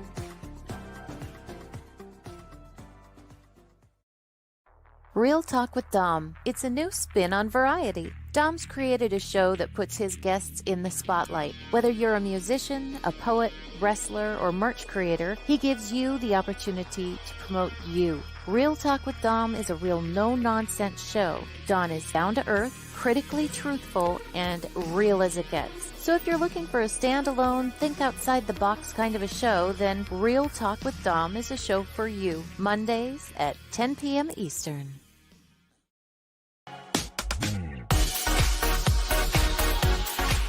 Inside the Drag Closet with Jade. Join Jade DeVere and her fabulous team of guests as they discuss all things drag, from wigs to makeup to performances and everything in between. You're listening to WLFE DB Radio Network.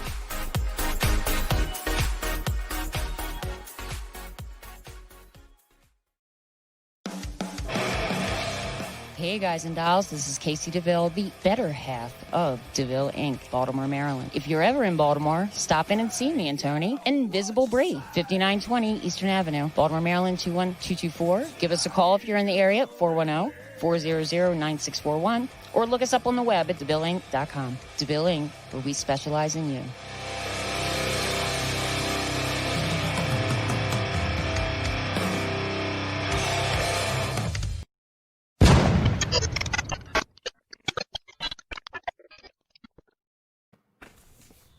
All right, so we're sitting here with Dr. I got it! Good job! I answered to just about anything, Ted. I know. And of course, I'm your host, Ted. Hi, Ted. And we're here. And we're here for Paratalk Radio. I did say Cindy, Psychic Cindy. Hi, Cindy. So, hi, Doc. But we are here tonight, and we are talking with Dr. Mystical, and we are just kind of like going around the whole gambit here. We're talking about everything. What's this? Let's see here.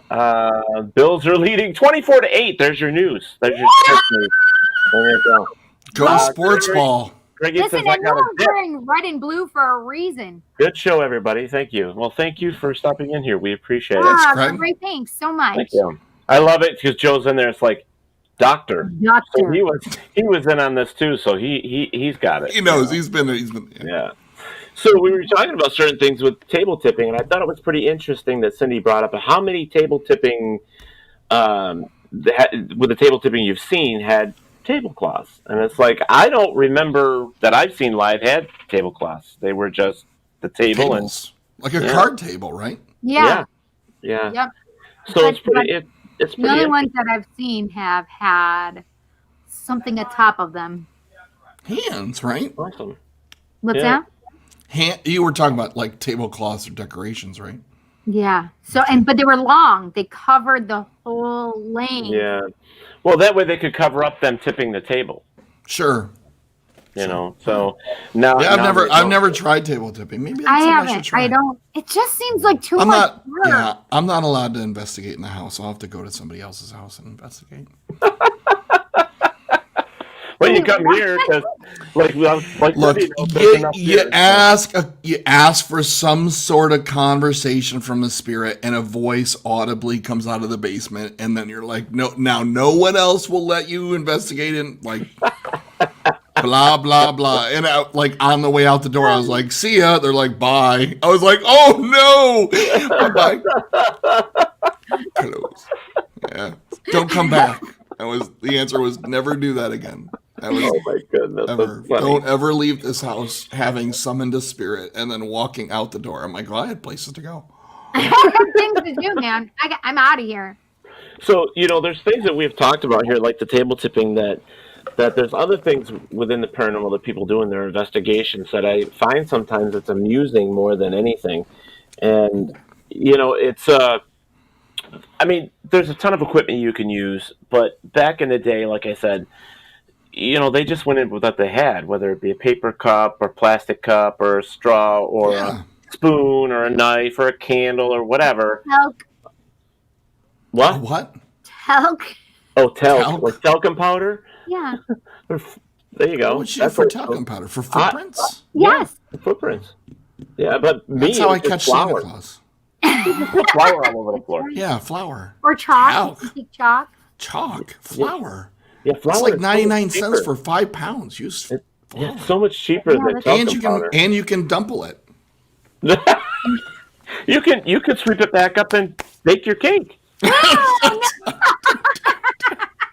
And you can leave it as a gift. You have to sift it. You have to re-sift it from all that hair. Hair cake. But one of the other things that I find interesting is like there's a lot of people that use the pendulums in these investigations as well. Yes. Hair cake. Listen to him. Let's see. We have. Just remember, he mod you. Yes, I do mod you. Spirits of my loved ones call my real name. well. We both say some funny stuff to There each you other. go. Joe says, I had spirits of my loved ones call my name out while visiting their home they died in. Yeah. Oh, that's always kind of a wild experience. I don't. And as many years I've been doing this, I don't really know how to answer that question other than hello. Yeah, exactly. Okay. Barry Martz. Okay, question for Dr. Mystical. Dead Files, Amy Allen sometimes refers clients to chaos magicians for malevolent hauntings. Do you know what a chaos magician would do for cases? It depends on the magician, though, right? I mean, that's the thing. Yeah. Like, what does chaos magician mean, right? So, and I'm trying to because there's like oh shit, the book is over there. But so there's this whole notion of Are you chaos. talking about financial one? No, I was talking about chasing Eris, which so there is this notion of chaos and using and creating out of chaos. That everything is chaos, and from chaos, we try to create things. And so there's like this there's Discordia is the name of it. That's what I was looking for.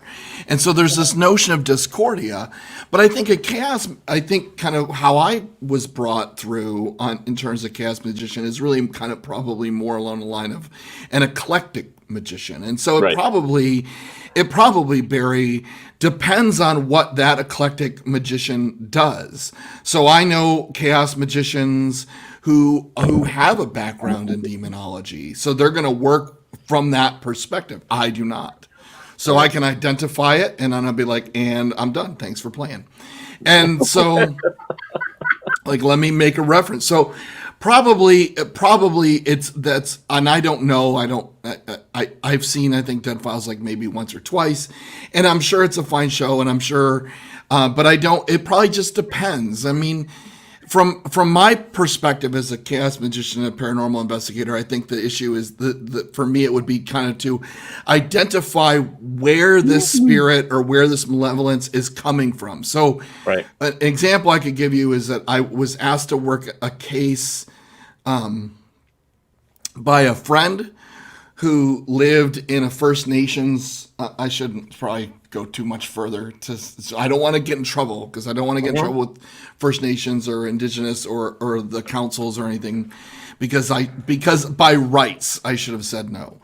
But this was a friend, someone who asked me to take a look at what was going on in their house. I did so remotely. I didn't travel to the First Nation. I didn't go to the house. I just did it remotely. Yeah. And for but because I came out of that chaos magician background, right? I can start to track like what sorts of inputs I have, and because I have this kind of wide breadth, I can say, okay, well, I'm identifying this, this, and this. And I think this is one of the first cases I worked on from a chaos magic standpoint, and I started to get a sense of. I forget. Now I've lost track of what it was. It was a sense of hoodoo. So this was Tuscarora. This was Tuscarora. And I started getting, and I didn't know, right? I was like, okay, so I'm getting this out of my experience at remote viewing. I called a friend and said, who was also a chaos magician. I said, I don't understand this. Like, well, here's the lineage of the Tuscarora Nation. And here's why these two things are connected. And that helped. And then he took over the case so probably it's more from that show's perspective of I'm referring it over to someone who has this particular bent or maybe go in that direction. But like, I'm not a demonologist. I'm not going to pretend to be one. And I'll refer. In it. Why would you mess with it? Right. And I'm also not going to work. I'm not an exorcist. I'm not going to work with cases of possession. I'm good enough to know I can identify it and refer it. And so that, as a chaos magician, I think it's about knowing where my limits are and knowing enough knowing enough to know, look, I'm going to call, if I want something pagan, I'm going to call Ted. And he's going to work with Pan, and he's going to, if that's what I'm getting, that's who I'm going to call. And probably, I'd imagine that Amy Allen in the Dead Files is doing something pretty similar. Right. Or they're just, she does.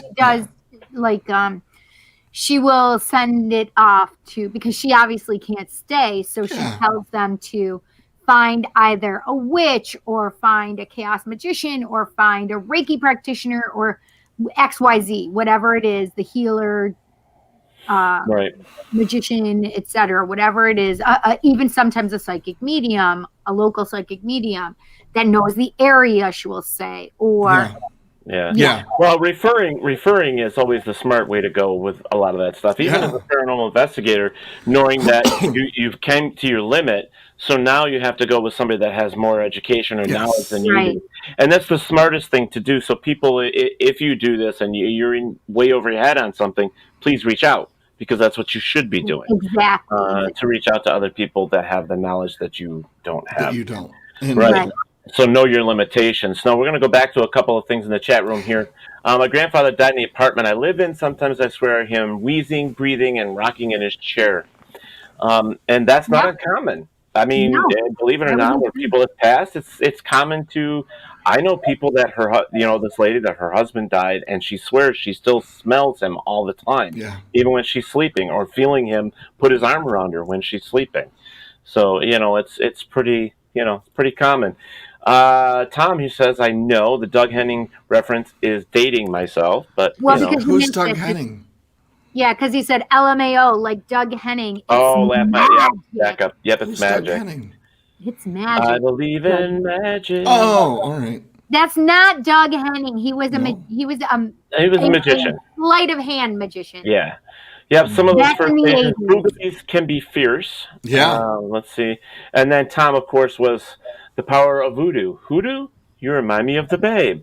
So that, of course, was, I don't have to go into that, You're the next one.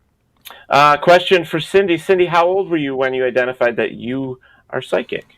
So I was told I was a psychic when I was, let's see. I was 25 a month or two, actually. So not that long ago. Not that long ago. Super fast. So it's been but this is the thing, is I always had You always knew. And I didn't know until it was explained to me. I mean, I can remember talking to spirit at 14 from my dead cousin. I can remember dreaming dreams from when I was super little, 5 years old, 6 years old. I remember having these recurrent dreams. I can remember having dreams that would come true. There were things that, I was always I hate those. I was always psychic, but I just didn't know what I was. I didn't understand what I did or what I was. Yeah. My oldest is starting to do a little dream analysis work. Oh my gosh. Oh my gosh. Listen, I was 15 years old, and in the cafeteria at school, I would just be like, okay, bring it on. Like, my girlfriend would be like, okay, I had a dream last night. And I'm like, oh, let's go. And I literally would analyze her dream, and it would make so much sense, and it really fit. Yeah. But the weird part was that I never understood until I was in my late 30s, which was I could go into her dream. Like, I could visually see her dream. And I couldn't explain that to her. She was telling me the dream, and I would see it here. It wasn't until one of my friends that I went to college with in Brockport and at MCC, we became friends at MCC, and then he went to Brockport, and then I went to Brockport. And we were talking on the phone one day, and Ren starts telling me about one of his dreams. And I'm like, oh, wait, is that with the window over here and the mirror is over here and the door is over here? He's like, how the frick are you doing that? Yeah. I'm like, I don't know. Yeah. But then it like brought me back to when I was 15 and I could be in their dreams with them. It would have to be a tangible thing that your dream is, that I can visually see it. That's right. Did you ever get into their car? Viewing, right. Did you ever get out of their dreams and into their car? Get out of my dreams. Get into the backseat, baby. I just couldn't. What I think is amazing is that, and this is something that people don't sit back and really think about, is that the things that are out there today within us as well, what is it that we use? Like 10% of our brain, 7% of our brain? Something like that. Some small percentage. I mean, there's so much I don't know what that means, though. And the energy that's out there, there's so many things that we don't know. Yeah. We're still evolving. We're still, creating our world, whether it be this world or the next. I mean, there's just being intuitive, I think, is part of that, right? I mean, it's just right. It's just kind of understanding. And I think that's what, for me, I get chided every once in a while by the skeptics, and that's fine. I don't really care. But I think for me, it's kind of understanding. It's even if it's just finding your way in the world. Like, what's wrong with that? What's how do you know the things that you know? I don't know. I don't have an answer for that. I can't explain it. Yeah, and I totally get that. One of the things that has always bothered me is going into a place and the emotion. No words, no visions, just emotion. Yeah. And I'm like, oh God, I got to go outside for a few minutes, and it's like, oh God, people go, why? What is wrong with you? I mean, unless you understand, unless you're going through this, it's just very hard to just say, I can't stand here and explain this to you. Yeah. I don't have all the answers. I just know that that's what happened. Teddy, what about when I was at the one house? You know what house I'm talking about? The house that was shall name. Oh yeah. Do you remember when I was there and all of a sudden, like, I was gone? And you're like, Cindy? Yeah. Cindy? And I just was like, I wasn't responding, and I can remember, but I could hear you like way in the back of my head. Right. But it was it was black. And I mean, obviously I understand now I was kind of there's things that we don't understand. That's why I love meditation, because meditation can help you clear out so much stuff. Tom Nailey says, so question for Cindy or anyone. I know that you and others have said in the past that everyone has these abilities that you have. How can someone help themselves to develop the skills to talk to the other side? Well, first thing I'm going to say to you before we get into that any farther is that sometimes we don't know. Sometimes we don't know where the information is coming from as well. We're just getting right. Right. And I think Robert's right. Like, lots of practice, but I would aim that at something that you're interested in. And that's it. I mean, Mary, that's so crazy. Right. For me, like the medium, I was a paranormal investigator long before I was a working medium. And it wasn't until I ran into somebody who walked me through my experiences as a paranormal investigator, and kind of, as we talked about the stories, kind of helping me to really identify where in that incident or where in that case I was using mediumistic abilities, right? And so that's one way, right? Find somebody who can walk you through those experiences. But the other way would be to find something you're interested in. So and traditionally, men who become mediums run or have that kind of that male energy tend to run through the paranormal, right? Because they have that sort of assertive, aggressive, confrontational sort of energy. And women tend to come through it from other places like tarot or healing work or more like, well, not saying, and I don't want to genderize it, right? I don't want to. Yeah, he's more masculine. Right, but the more we'll use tarot reference. The more kingly energy, right? The more assertive energy, the more queenly energy, the more caretaking energy. That tends to come through that place. But it depends. I think you really need to, Tom, figure out what is interesting to you. If dream analysis is interesting to you, Right. then you can start to tap into your intuition through dream analysis Right. by doing dream journaling or dream writing. But if you're interested in Reiki or you're interested in paranormal investigating, you can, for me, it was, and I don't know, Ted probably goes through, so why did I ask the question I asked? Like, why do I want to go into that room instead of this other room? Right. Why did I ask about, what they were wearing or what But you learn to, and sorry to cut you off, but you learn to, instead of second guessing yourself, sometimes you just follow with what you're being told. You do it intuitively. It's a Yeah, very intuitive exactly. process. Exactly. And then there's other things. I mean, the more you're around it, the more you work in it, the more you familiarize with it, I think it'll reach out to you and say, this is what interests you become attuned to it. Yeah. Right. Yes, Yeah. but there's something that I would like to put in here as we're discussing it. And Doc and I are both drinking water right now, unless you have tea right now. I had tea. I have normally water. drink tea, but I usually do full tea. One of the things that I would not recommend, which would be using substances to try to use your abilities, because when you use any kind of substance, whether it's alcohol or drugs, whether it's marijuana or ayahuasca, you're getting a slant of the psychic, paranormal, whatever. You're not getting what It's we an would illusion. do naturally. Yeah. And I think, go ahead. Yeah, I was gonna say, I think when you work in symbolism a lot more, not that I could, because I don't do mind altering or mood altering at all. No, but I think when you're more attuned to symbolism and what symbolism may mean, right, you're probably more capable of handling it. I won't know that. All right, so we're gonna finish this up with Tom, and then we're gonna get ready to go here already. I can't believe it's been 2 hours. Tom says, I have reached out to the family that own the land that I am volunteering at pretty much every time I am there, but I just never get messages of any kind. I do get feelings sometimes, but never messages. There have been times I can hear voices that sound far away from me, but can't understand them. So this is the thing, Tom, is not always are we each meant to have those messages, right? I mean, there's times where Doc could pick up a message that I'm not picking up. There are times Teddy's picking up a message that I'm not picking up.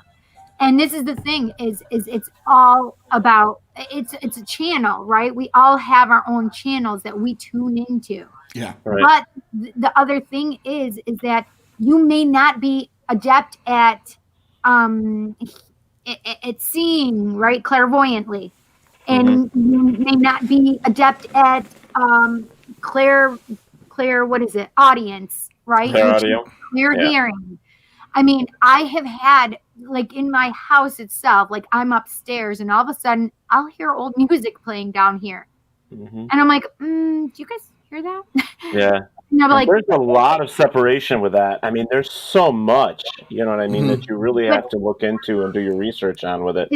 So I would definitely say to go with your gut. You're obviously more empathic. Write You're it down. Picking up those feelings. Write it down. Write those things down. Express what you were feeling at that moment. What were you thinking about, and where were you in the garden when you felt that? Like, I think Ted said it earlier, right? Meditation helps you clear that stuff out, and it also helps you clear it up. And so spend some time in some meditation, post situation or post investigation, and really start to zip in, or even go in ahead of time. Having meditated for clarity ahead of time, so you can get rid of the travel, the drive in, the weather, or whatever. Absolutely. And just go in. I mean, when I go in anymore as a paranormal investigator, I tend to be surprisingly pretty quiet. And most of that is about me being in that moment and being centered. And I don't really want to be bothered. I'd rather be with one person who I can lean to and say, this is what's happening. And then they can be that. They're the only one I care about. I don't care about the crowds, and I don't care about whoever else is there. I care about that person next to me, because that's essentially my voice. I don't want to be I don't want to be loud. Okay. we got to wrap it up here. So, we do. Yes. So I just want to say, got to wrap it up. So, guys, thank you so much for joining us here on Paratalk Radio. I'm Ted, that's Cindy, and that's Dr. Mystical. So we just want to say good night, you guys, and thank you so much. Remember, wherever there is darkness, there is always Delight.